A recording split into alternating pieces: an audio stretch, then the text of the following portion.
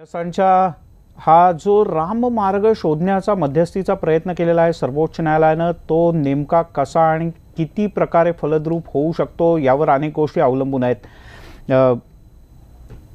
आणि या संदर्भात आपण विविध क्षेत्रातल्या लोकांच्या प्रतिक्रिया येतात त्याही जाणून घेण्याचा प्रयत्न करणार आहोत। पण आपल्यासोबत ज्येष्ठ कायदेतज्ञ आहेत। सर, मला सांगा की आत्ताच्या परिस्थितीमध्ये ज्या प्रकारची भूमिका बजरंग दल, विश्व हिंदू परिषद किंवा निर्मोही आखाड्यानं आत्तापर्यंत घेतली होती, अशा प्रकारची एक मध्यस्थी ही मान्य होऊ शकते? काय वाटतं तुम्हाला आत्तापर्यंतचं एक आक्रमक स्वरूप पाहता या संघटनांचं? माफ करा, आत्तापर्यंत गेल्या 20 वर्षाचा या प्रकरणाचा जर प्रवास पाहिला तर जी हिंदू पक्षकार मंडळी आहेत त्यांचं सातत्याने एकच म्हणणं आहे की हा जो काही वाद आहे तो जमिनीच्या क्षेत्रापुरता, ही जमीन त्याच्यात तुमची किती गुंठे किंवा आमची किती गुंठे असा इतका मर्यादित नसून त्या एका जमिनीच्या विशिष्ट ठिकाणी श्रीराम लल्लाचा जन्म झालेला आहे, ही राम जन्मभूमी आहे आणि त्या संदर्भामध्ये आर्किओलॉजिकल सर्वे ऑफ इंडियाला जरूर पुरावे मिळालेले, त्याच्याबद्दल काही शंका घेण्याचं कारण नाही। परंतु न्यायालयाने याच्या बाबतीत असं म्हटलेलं आहे की एका देवाचा जन्म अमुक ठिकाणी झाला का नाही हा श्रद्धेचा भाग झाला आणि न्याय प्रक्रियेमध्ये श्रद्धेला कुठे स्थान असत नाही। त्यामुळे हा जो काही वाद आहे ते तिथे मंदिर होतं का नाही आणि जर होतं तर तिथे पूजा अर्चा करण्याचा अधिकार हा कोणकोणत्या पक्षकारांना होता एवढा पुरताच मर्यादित असल्याचं न्यायसंस्थांचं पहिल्यापासून त्याच्यामध्ये म्हणणं आहे। आत्ताची जी बातमी आलेली मध्यस्थांची त्या बाबतीत सर्व हिंदू पक्षकारांचा पहिल्यापासून विरोध राहिलेला आहे, त्याच्याबद्दल काही शंका नाही आणि मला वाटतं ह्या निर्णयाचं कदाचित त्यांच्याकडनं स्वागत देखील होणार नाही, कदाचित प्रचंड विरोध देखील होईल, बऱ्याच प्रकारचे ॲलिगेशन्स देखील निघतील या संदर्भामध्ये। परंतु मुस्लिम पक्षकार जे खास करून सुन्नी वक्फ बोर्ड आहे त्यांचे जे राजीव धवन नावाचे जे वकील आहेत त्यांनी ह्या मेडिएशनला, मध्यस्थीला पहिल्यापासून पाठिंबा दिलेला आहे आणि आता ह्या प्रकरणामध्ये अशी वेळ का आली मध्यस्थांची नेमायची, तर सर्वोच्च न्यायालयाचे देखील लक्षात आलेलं आहे की खालच्या कोर्टामध्ये लखनौच्या खंडपीठामध्ये ही ज्या ट्रायल चालली, खटला चालला, साक्षी पुरावे जेव्हा झाले, या सर्व प्रकरणामध्ये तब्बल 38,000 पानं भरतील एवढे मोठे खंड निर्माण झालेले आहेत। त्याच्यामध्ये इंग्लिश भाषेव्यतिरिक्त हिंदी, पर्शियन, उर्दू, संस्कृत आणि पंजाबी मंडळाची जी गुरुमुखी म्हणून जी लिपी आहे या सर्व 5 विविध बिगर इंग्रजी भाषांमध्ये याच्यामध्ये बराच मजकूर कोर्टाच्या पटलावरती आलेला आहे आणि त्याचं इंग्लिश भाषांतर हे दोन्ही पक्षकारांना। पण सोनी सर ह्या तुम्ही तांत्रिक गोष्टी सांगताय, पण जेव्हा मध्यस्थी कोणाच्या तरी मार्फत कुठल्या तरी वादात केली जाते तेव्हा अर्थातच प्रत्येकाला आपापल्या 2 गोष्टी सोडायला लागतात, कोणाला एक गोष्ट सोडायला लागते। अगदी बरोबर। किंवा ज्या जमिनीच्या वितरणाचा विषय आहे त्या पॉइंट जमिनीतला काही भाग हा निर्मोही आखाड्याला, काही भाग हा मशिदीच्या म्हणजे सुन्नी वक्फ बोर्डाला, अशा पद्धतीनं वाटप हे मान्य होऊ शकतं? नाही, अशा तऱ्हेचं 1/3 वाटप हे लखनौ खंडपीठाने जेव्हा निर्णय दिला तेव्हा आलेलंच आहे उघड। परंतु प्रश्न असा आहे की कोण किती जमीन सोडणार हा सर्वात वादाचा मुद्दा आहे। मी तुमची किती, माझी किती सोडायची, तुम्ही किती सोडायची ह्याच्यामध्येच गेली 15-20 वर्ष माथापेची चालू आहे। त्यामुळे या सर्व प्रकरणामध्ये मध्यस्थीचा आजचा जो निर्णय आहे त्याचं स्वागत हिंदू मंडळींकडून होईल असं मला बिलकुल वाटत नाही। आणि आता ह्याच्यामध्ये असं आहे की 4 आठवड्याची मुदत दिलेली आहे, निदान कोण किती मागे यायला तयार आहे याचा जरी उलगडा झाला या सर्व 4 आठवड्याच्या ह्याच्यामध्ये तरी देखील दिवाणी प्रक्रिया संहितेमध्ये 89 सेक्शन 89 हा जो याची जी तरतूद जी अवलंबलेली आहे त्याच्यामध्ये जर मेहरबान कोर्टाला वाटलं की कुठेतरी समझोत्याचा कुठेतरी एक आशेचा किरण दिसतो तर अशा परिस्थितीमध्ये कलम 89चा आधार घेऊन मेहरबान कोर्ट जे आहे ते पक्षकारांना मध्यस्थीच्या प्रकरणामध्ये सांगू शकते की मी मध्यस्थीचा मार्ग अवलंबा, काय निघेल नाही निघेल हे चर्चेअंतीच ठरू शकेल।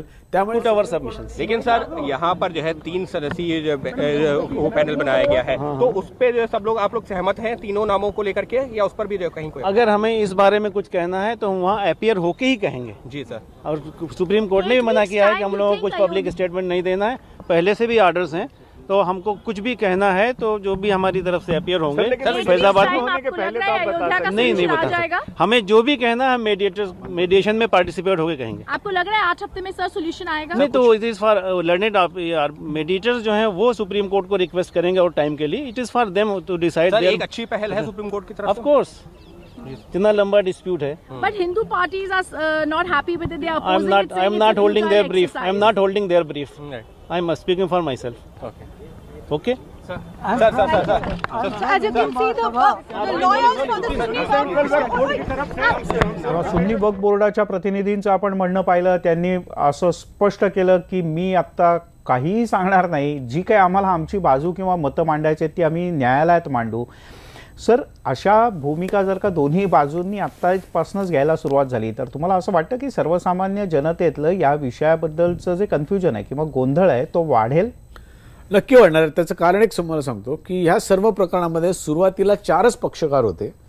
1989 साली अग्रवाल म्हणून जी मंडळी आहे ही व्यक्ती याच्यामध्ये आली आणि त्यांनी राम लल्लाच्या वतीने त्यांनी पिटिशन मला समाविष्ट करा, राम लल्लाला त्याच्या वतीने मी या प्रकरणामध्ये दाखल होऊ इच्छितो असं म्हटलं आणि त्यांची विनंती मान्य केली गेली. त्यामुळे आता एकूण याच्यामध्ये 5 पक्षकार झालेले आहेत आणि हे 5 पक्षकार पहिल्यापासूनच सीमित आहेत. त्याचं कारण असं की बऱ्याचशा संघटनांनी की ज्याच्यामध्ये विश्व हिंदू परिषदेचं देखील नाव येतं, डॉक्टर सुब्रमण्यम स्वामी यांनी देखील आम्हाला देखील या प्रकरणामध्ये पक्षकार म्हणून समाविष्ट करून घ्या, इंटरव्हेन्शन ॲप्लिकेशन ज्याला मी इंग्रजीत म्हणतो ते देखील दाखल करून पाहिले.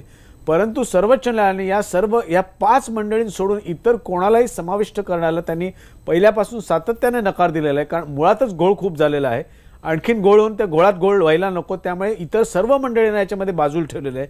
कारण कंटेंटेस इश्यू जो आहे हे ज्यांच्या ताब्यामध्ये जमिनी होत्या, ज्यांना पूजा अर्चेचा जो अधिकार होता, जे 49 साली जेव्हा पहिले दरवाजे कुलूप तोडली गेली म्हणजे कुलूप उघडी झाली आणि त्याच्यानंतर पूजा अर्चेचा हक्क प्राप्त झाला. 89 साली आणखीन काही पुढच्या राजीव गांधी पंतप्रधान असताना घटना घडल्या. या सर्व घटनांचा आधार घेता सर्वोच्च न्यायालयाने पहिल्यापासून सातत्याने या 5 पक्षकारांव्यतिरिक्त अन्य कोणाला याच्यामध्ये पक्षकार म्हणून सामील करून घ्यायला नकार दिलेला आहे. आणि आता मध्यस्थीच्या बाबतीत देखील कदाचित एक असा प्रकार होऊ शकतो, ही जी मंडळी सर्वोच्च न्यायालयामध्ये पक्षकार म्हणून समाविष्ट होऊ पाहत होती ही देखील आम्हाला मध्यस्थीच्या प्रक्रियेमध्ये देखील समाविष्ट करा असा आग्रह धरू शकतील. त्यामुळे कदाचित मध्यस्थीची आता जी प्रक्रिया जी आहे मीडिएशन ती देखील कदाचित लांबणीवरती जाऊ शकते असा एक छोटासा एक आपल्याला शंका यायला वाव आहे. बरं, आपण पुन्हा एकदा ज्यांनी आत्ताच टीव्ही लावलाय त्यांच्याकरता पुन्हा एकदा आपण हे 3ही मध्यस्थ कोण आहेत त्यावर एकदा नजर टाकूयात. 3 मध्यस्थ आहेत आणि या 3 मध्यस्थांमध्ये आहेत श्री श्री रविशंकर आध्यात्मिक गुरु, श्रीराम पंचू हे ज्येष्ठ कायदेतज्ञ आहेत, तर तिसरे जे आहेत ते जस्टिस इब्राहिम खलीफुल जे माजी न्यायमूर्ती आहेत.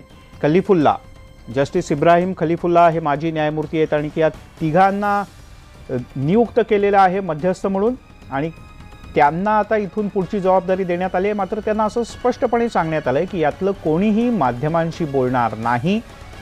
जो काही निर्णय असेल, ज्या काही चर्चेचं रूप असेल त्या सगळ्या गोष्टी तुम्हाला फक्त सर्वोच्च न्यायालयात सांगायचे आहेत आणि 1 महिन्याच्या आत आपला जो काही निर्णय आहे सहमतीतनं जे काही बाहेर आलेलं आहे ते सर्वोच्च न्यायालयाला सांगायचं आहे. पण सोनी सर, या तिघांनी मध्यस्थी करून जो काही तोडगा काढला असेल तो काही न्यायालयाकरता बंधनकारक असणार नाही? बिलकुल नाही, बिलकुल नाही. आणि जो तोडगा असतो तो शेवटी पक्षकारांना देखील अभिप्रेत असलेला तोडगा आहे का नाही, सर्वच पक्षकारांचं त्यांच्या अपेक्षेप्रमाणे समाधान झालेलं आहे की नाही हे देखील न्यायालयाला तपासून पडताळावं लागेल. त्यामुळे हा काही एकदम अंतिम फैसला आलेला आहे अशातलंही काही समजायचं काही कारण नाही. कारण शेवटी त्याचं जे रॅटिफिकेशन जे आहे, त्याचं जे शिक्कामोर्तब जे आहे ते सरते शेवटी ज्या सर्वोच्च न्यायालयाने 30 सदस्यीय समिती जी नेमलेली आहे, सुदैवाने त्याच्यामध्ये देखील एक श्रीराम आहे. त्यामुळे हिंदू मंडळींनी उगाच रागा करायचं काही कारण नाही. श्रीराम पांचोल त्यांचं नाव आहे. त्यामुळे एक श्रीरामाचा समावेश असलेली अशी समिती आहे, त्याचं एका अर्थाने आपण वेगळ्या तऱ्हेने स्वागत करूया. त्यामुळे सर्वोच्च न्यायालयाचं या शिक्कामोर्तब होईल तेव्हा या सर्व प्रकरणावरती पडदा पडेल, सर्वांचं समाधान होईल. कारण 38,000 पानं असलेलं सर्व जे काय आहे प्रकरण ते त्याची सुनवाई देखील व्हायला काही महिने लागतील, त्याच्यानंतर निर्णय द्यायला देखील काही महिने लागतील. त्यामुळे याचा निकाल यायला वर्ष 1.25 वर्ष सुद्धा लागू शकतं. आणि लोकांची सहनशीलता कशी संपते हे आपण निर्णय विधान जी आपण वर्तमानपत्रात बघतो, सोशल मीडियावरती जी बघतो, त्यामुळे हा एक मध्यस्थीचा एक प्रयत्न करून बघायला नुकसान काही नाहीये. जर समझोता झाला तर त्याचं स्वागतच आहे. म्हणून आपण या सगळ्या मध्यस्थांना या कायदेशीर बाबींच्या मधून जाण्याचे अधिकार आहेत, तशा प्रकारचे निर्देश आहेत का ते या सगळ्या आतापर्यंतच्या कायदेशीर चौकटीच्या बाहेर जाऊन कुठल्या प्रकारचा एक मधला मार्ग काढण्याचा, तोडगा काढण्याचा प्रयत्न करू? कायद्याच्या पलीकडे, कायद्याच्या चौकटी पलीकडे जायचं काही कारणच नाहीये. कारण शेवटी असं आहे की हा वाटपाचा मुद्दा आहे न्यायालयाच्या दृष्टिकोनातून. हिंदू पक्षकारांच्या हिशोबाने हा जन्मस्थळाचा मुद्दा आहे. मंदिर होतं याच्याबद्दल कुठलाही वाद नाहीये. सर्व पक्षांनी कबूल केलं. आर्किओलॉजिकल सर्व्हे ऑफ इंडियाच्या अहवालामध्ये आलेलं आहे की मंदिर जरूर होतं. प्रश्न असा आहे की अमुक एकाच ठिकाणी जन्मला आला का नाही, ही 5000 वर्षापूर्वीची प्रक्रिया जी काय ती आता कोणी काही सिद्ध करू शकत नाही. बरोबर. केवळ अशक्य आहे ती. त्यामुळे मंदिर होतं याच्याबद्दल काही वाद असू नये. बाकी जन्म झाला हा श्रद्धेचा भाग झाला आणि श्रद्धेच्या गोष्टीमध्ये कुठले न्यायालय कधीही हात घालत नाही, कारण त्याच्यानंतर खूप त्याला फाटे फुटू शकतात. अगदी शेवटचा प्रश्न, अगदी थोडक्यात उत्तर द्या की समजा यांनी एक तोडगा काढून सर्वोच्च न्यायालयाकडे सोपवला आणि सर्वोच्च न्यायालयानं त्याच्यावर एक शिक्कामोर्तब केलं, तरी सुद्धा ज्यांना हा तोडगा मान्य नाही ते याला आव्हान देऊ शकतात किंवा नाही? अशक्य नाही. म्हणजे ती त्याला काही प्रतिबंध किंवा विरोध असा काही नाहीये कायद्यामध्ये. त्यामुळे आत्ता तरी सर्वोच्च न्यायालयानं एक मधला मार्ग काढण्याचा प्रयत्न केला. पाहूयात हे मध्यस्थ नेमकी कशा पद्धतीनं भूमिका बजावतात आणि दोन्ही पक्षकारांचं म्हणणं ऐकून त्या दोघांची समजूत काढून यातून हा विषय कायमचा मिटवून पुढे जाण्याकरता या मध्यस्थांना कितपत जमत आहे. तुर्त्याच न्यायालयाच्या निर्णयाचं स्वागत करूयात. या सगळ्या मध्यस्थांना शुभेच्छा देऊयात. आणि सोनी सर खूप सविस्तरपणे याचं विश्लेषण केलं त्याबद्दल तुमचे मनापासून धन्यवाद.